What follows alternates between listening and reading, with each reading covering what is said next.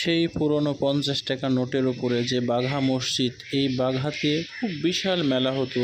ঠিক একই জায়গায় দাঁড়িয়ে থেকে যে জায়গায় আমার ছোট ছেলেকে এই খেলনাগুলো নিয়ে দিচ্ছি, এইখান থেকে আমি ছোটোবেলায় এই ব্যাঙ গাড়ি, এই বাঁশি কিনে নিয়ে আসতাম এবং বাজাতাম, এই গাড়িগুলো ঘোরাতাম।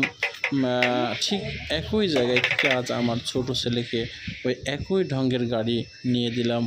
আসলে সেই আজ থেকে 30-40 বছরের আগের পুরনো স্মৃতিগুলো খুব বেশি মনে পড়ে গেল, যে আমিও তো একসময় হাফ প্যান্ট পরে এই মেলাতে এসে আমি এই খেলনাগুলা কিনে নিয়ে যেতাম, কিন্তু আজকে আমার ছেলেকে সঙ্গে করে আমার একই হাতে তাকে কিনে দিচ্ছি।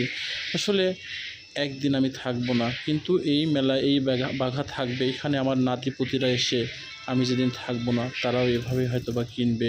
আসলে আমাদের স্মৃতি ছাড়া আর কিছুই নাই। তবে সবারই পিছনের স্মৃতিগুলো একটু মনে করা দরকার। সবাই ভালো থাকবেন, সুস্থ থাকবেন।